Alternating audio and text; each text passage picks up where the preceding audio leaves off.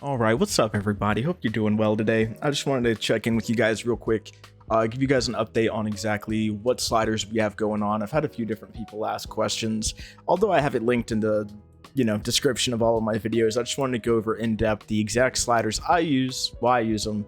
So let's go ahead and just break it down.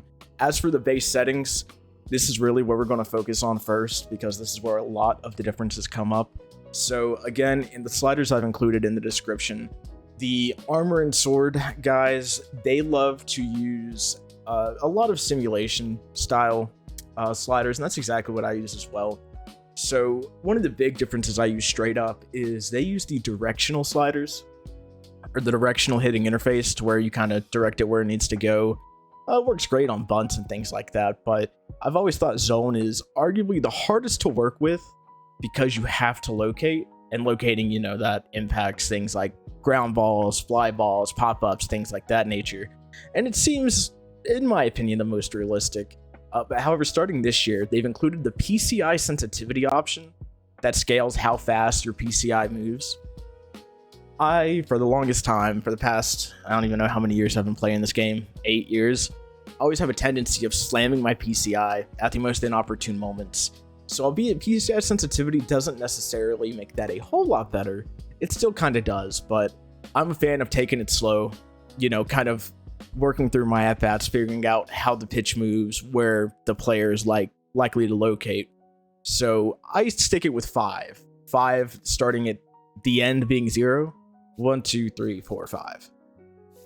PCI, I feel like this is a must-have. I mean, I try to use as little UI elements as possible. So, the PCI could be turned off, but I at least like to see where I'm trying to locate it. And I've always thought the bat, you're swinging with the bat. So the bat, as compared to some of these other options, is probably the best looking one, again, in my opinion. Again, for realism, I don't use any of these other options. My opacity is pretty low. I want to say this is at 2, yeah. So 0, 1, 2. Fade outs, I don't use the fade out either because, again, I want to see where I'm aiming for. However, again, these options, I'll be honest, these options are interchangeable. I have a Diamond Dynasty setup where it is a bit different because that's in a competitive field, a competitive mindset. But again, we're just focusing on the most realistic sliders here. Of course, if you want to see my Diamond Dynasty options, what settings I use for that, of course, let me know. But moving on, back to the realism sliders. The PCI anchor, I have that set to free, and I have it set to quote-unquote reset at the longest tenure, which is the game. This is the same in my Diamond Dynasty because, again, I always slam my PCI, so the best counter to that I found is to have my PCI anchored in the bottom third of the strike zone anyways. Reason for that, of course, is you don't have to slam the PCI if it's already at the bottom. The anchor mirror, I don't really work with this at all. And then guess pitch, ambush hitting, we'll get to that, and you guys see that. I don't use that. It's a cool implementation, but it's pointless to me. Of course, the swing options being buttons. I feel like, honestly, it would be super cool to do an analog flick, but we're going to keep it somewhat simple. We already have to work through so much already, so we're going to keep it basic with just the buttons. Same thing with the base running. Base running is barely not changed at all. Now, pitching, I know for the most part, everybody is going to vouch for pinpoint because pinpoint is the hardest to do and I guess also the most realistic. I will say, though, that classic is what Armor and Shield's going with, the sliders that I'm using, but I preferred pure analog for the longest time. Also, of course, people want to, again, to minimize the UI, they like to have the pitching ball marker turned off. I do like to have it turned on so I can actually see what the break on these pitches are. Again, that's relatively personal preference, but if you want to be super hardcore, you can have it turned off. Now, the PitchCom. If we're going for realism, technically audio only would be the way to go with PitchCom, but I'm not going to lie, it is the most annoying thing hearing sweeper, low inside, circle change, low outside, change up, middle inside for like 90% of the game. So I have a visual because, again, I could, being a starting pitcher, I could pick my own spots, but I feel like it adds another layer to the game having the catcher call it for you and then you try to hit that spot. And honestly, there have been times where me and the catcher are on the same wavelength. You know, a slider down and away is a put away pitch. They love calling that for me, and I love throwing it. Of course, the pitcher delivery, again, in Diamond Dynasty, when I'm like slinging through offline mini seasons, I'll put it in stretch only. But again, for realism, obviously, we're going to have the wind up and stretch. It even says in the description, ideal for those seeking a realistic experience. So there you go. However, now, this is again where it's going to change up a little bit. Throwing interface, button accuracy has been the way to go because it does take into effect player difficulty, player overall when it comes to throwing for accurate throws and power throws and things of that nature, as opposed to just, you know, pressing the button or flicking the stick. Of course, because we're playing Road to the Show, we got to have some isolated moments where we do have to go through our QTE to get the ball off effectively. And then with this as well, this is the option I was talking about, fielder perspective throwing. So if you're in the outfield looking to home, then, you know, your Y, if I'm playing on Xbox, it's going to be your Y, or if you're playing on PlayStation, your triangle. That's going to be the one furthest away from you. So technically, in most cases, that would be home plate if you're playing from the outfield. But that's too much to remember. That can turn into a headache super fast. So we're just going to leave that off. Throw canceling, I leave that on as well. I haven't used it in Road to the Show, but I mean, it's an option to have on anyways. Now, when it comes to some of these assistants, like the auto jump, the auto dive, you could turn that off. I'm playing in the outfield, so it doesn't really matter to me anyways. But when it comes to things like this, like the jump dive assistance, I'm not going to have the CPU decision making. I've never run into this situation just yet. I mean, I've barely gotten to the minors, so not a big deal. But these two obvious, auto fielding, auto throwing, those are off. We gotta earn it. The vibration on, my controller doesn't have vibration anyways. I guess that's personal preference as well. I don't really see a need for it. I mean, if it's a high leverage situation and it wants to simulate a heartbeat, then so be it. But this is where the sliders are going to stick to pretty much the same. Simulation, hitting difficulty Hall of Fame, pitching difficulty Hall of Fame, fielding difficulty. Obviously, there's not a hard option, so it's going to be normal. And then this is also where it's going to remain the same, the defensive shift. I'm not the manager, so I'm not going to be calling it. Team can do it itself. In-game pitcher warm-up. If I were a reliever, I would definitely take advantage of it, but I have it on just for the, you know, shits and gigs anyways. The auto bullpen warm-up. As it says, it is on in head-to-head, so it is on in Diamond Dynasty. So you don't actually have to warm up your bullpen, but again, we're working for realism. So although we're not selecting our relievers, they still have to warm up.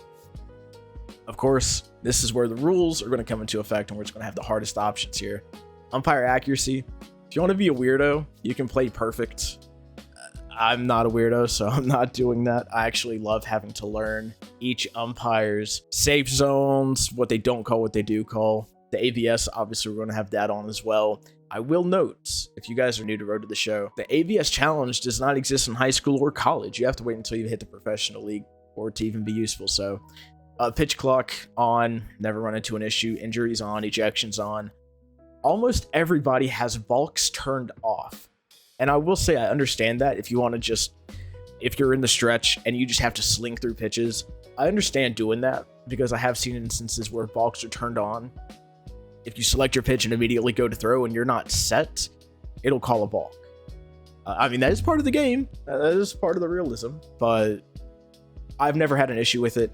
If you have an issue with it, you can turn it off. Almost every sliders setting in Operation Sports has it turned off, but I'm not a pussy, so you guys play however you want to play. Of course, perfect play. We're turning that off. Check swing appeals on, wind on. Quick CPU pitching, also we're going to have turned off. And then the post-game autosave, kind of pointless because I manually save anyways. The camera is where I have recently changed things up. I did, and for the most part still do, when I'm playing Diamond Dynasty, I'll have it set to strike zone because it is as close to the camera as it can be. So you're easily able to tell, you know, what's going to be a strike, what's going to be a ball. But again, Road to the Show, I want to flex my character a little bit. So we're going to go with zoom. That way you can at least see some of my guy instead of just seeing the strike zone. It does make hitting more difficult. So that kind of evens out, especially because now I'm getting used to the Hall of Fame sliders, Hall of Fame difficulty. But hitting depth of field has never bothered me once. So I have that turned off. Apparently, Don't know if it was ever patched, but apparently having the hitting depth of field turned on makes your game lag a little bit. Not too sure about that though. And then as for the in-play view, I feel like this is personal preference. I've never had an issue with dynamic. Medium kind of weirds me out a little bit, but again, that's personal preference. As for the pitching view, obviously as the pitcher, you can go into first person when you're fielding, when the ball's in play, but as a pitcher, you can't go into first person at all. But I want to see straight down the middle. I don't want to have a tilted camera angle similar to what broadcast does. But again, that's personal preference. The cameras don't really impact anything. I just like having it right over the top of my guy's head so I can see from the pitcher point of view how that pitch is going to break and what we're looking at. Again, fielding view, same thing, dynamic. Moving forward, there's not really a whole lot left to change here. Again, ambush hitting, like I said, I have that turned off. Hitting info. Now this is where there is going to be a big change. Again, minimize UI, you can have your hitting info turned all the way off. However, I do like to see when I press the right trigger, if I go up and nap bat against a new pitcher, I'm not going to be able to see what pitches he throws. Now, granted, I could see, after he throws it what it is, but I like to know beforehand. I do my homework. So, although there's not a way to see before you get into that at-bat, this is the only thing I have turned on to where I can see what the pitcher is throwing. Now, as a pitcher, I know what pitches I'm throwing, but it's one way or another. I know it says hitting and then there's the option for pitching, but we'll have the additional info only when we're going up against hostile pitchers. And with the pitch history, this you really could have turned off, or you could go with custom. I've always had it set to at-bat sequence. That way I can see, okay, he threw a fastball up, he threw another fastball up, this is where he likes to go. You could guess, but again, we're rocking with a fairly minimum UI, but this is one of the few things I like to keep on. And this, I have this turned off. This is one of those things that you could have turned on because technically it's the base coach telling you to run or to stay safe. However, I just look at the coach. Like if you're running to second and the third base coach is waving, obviously he wants you to come to third. So I just take that into account as well. Now, as for pitching, I could have it turned off, but when it comes to the catcher, again, this is part of having the visual PitchCom instead of the audio. You're not going to see what the pitcher wants you to throw to that location. So again, at the very least, I want to have that turned on so I can see what the pitcher wants me to throw. Now, success failure of the pitching interface, it's saying, like this was a perfect release for the pure analog. I have that turned off because we can see how it results. Again, same thing with the pitch history. We want to see the sequence. We want to see where our balls are getting and things of that nature. Fielding, for the most part, everything's turned off. At the very least, we want to see where the ball's going, so we have the ball turned on. I could turn this to trackball. That way, it's instead of just a straight ball, it's a bar. But my fielding is like 40 in the game, so I don't think we want to do that just yet. But this is where it can change up a little bit. You're not going to have someone pointing, telling you where to throw it to. So I do have this turned on, so I can hear someone saying 3-3. I know to throw it to third base. And now here, again, is where we're going to completely minimize our UI. Strike zone's going to be turned off. Obviously, you've seen in my videos, I do tap right trigger so I can see the zone. So I know what the zone looks like prior to the pitch. Swing feedback would be great to have turned on, but we have that one turned off as well. Post-pitch info, again, have that turned off. Confidence energy bars. I don't want to see hostile pitchers' confidence or energy, so I have it turned off, but that does impact you as a starter. Or I guess you as a pitcher, period. So you're not going to see what your own confidence, what your own energy is. So you kind of just got to feel for it. I know I've had an issue in the past where my stamina is like 55. So I'm not even getting through 6 innings. So obviously it appears my energy is very lackluster, but I'm not going to need a bar telling me that info. This is the one thing I am keeping on though, is the base running diamond. So in previous years when you're pitching, you can just hold the left trigger or L2 and you can look at the base. You can see the base runner if he takes an extra step or not. However, this year, they've replaced left trigger L2 with the bear down pitches, so that's not an option anymore. You're not able to glance over and see if they're, taking an extra step, getting ready to steal or not. So this is really the only way to combat that, having this turned on. I hate it, I really do, but to my knowledge, there is no other way to glance over at these base runners. Of course, if I'm mistaken, please let me know in the comments so I can change this ASAP. Moving forward, The only like must have in my opinion is having the score bar on so you can see the score of the game. Granted, you could just look at the scoreboard, but that's a little much at this point. Of course, everything else, dynamic difficulty, we don't have that. We have it set on straight Hall of Fame, so none of this matters. Presentation, I guess, is really the last thing to mention. This is, again, completely optional. I have mine set to broadcast because I do like experiencing the full game. Exactly why I have batter walk-up on, the no doubt home run camera. These other two don't really apply, I believe, in Road to the Show, but of course, that's optional as well. The audio, this is where it could change up a tiny bit. I have the commentary turned off. I'm tired of hearing the same 3 things by the commentators every year. And again, if we're being realistic, I'm on the field. I'm not hearing these commentators. I'm hearing the crowd, hearing the sound effects, the crack of the bat, hearing the PA announcer as well. So again, this is kind of personal preference, but because I want to simulate being on the field, this is exactly what I'm running here as well. Lastly, accessibility doesn't matter. Game flow, obviously, as you guys have seen, I played the full games. I don't post the full games because one game takes about an hour. It's kind of ridiculous, but Showtime opportunities on, game flow, watch full game, and everything else. Again, none of this stuff really matters in Road to the Show, so that's all. Whatever. Moving forward now, the sliders. These are the important ones.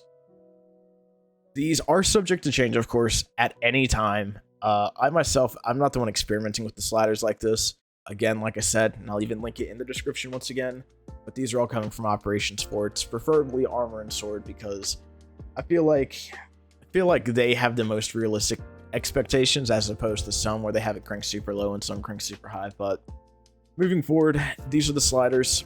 I could go on an in-depth explanation about them, but again, I just look up realistic sliders on Google, and these have done me well so far. The game does not seem easy. The game, I'm not going to say it tends to be too hard to where I'm batting like 0.0 something, but yeah. So this is where it changes a little bit as well, is that the pitch speed is upped. I believe it's at 6. 0, 1, 2, 3, 4, 5, 6. Yeah, instead of 5, it's at 6. So again, even playing on Hall of Fame, you're getting faster pitches. Not overly fast, but still faster pitches to where you have to make those expectations quicker.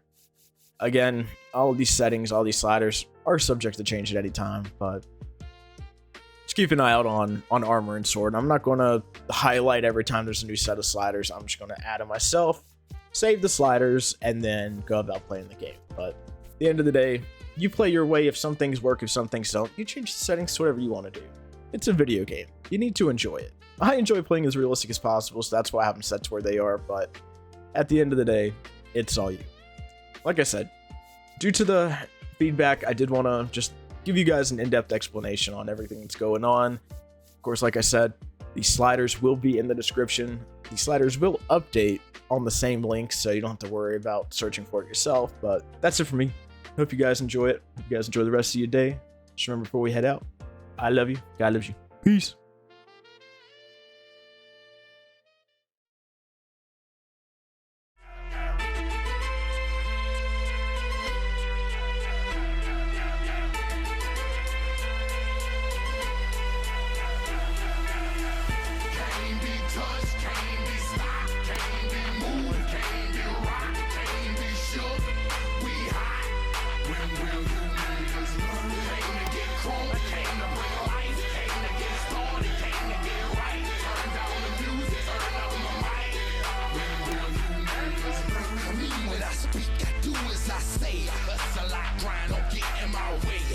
My hole, I'm jacking my foes. I've been at police, duck my beat.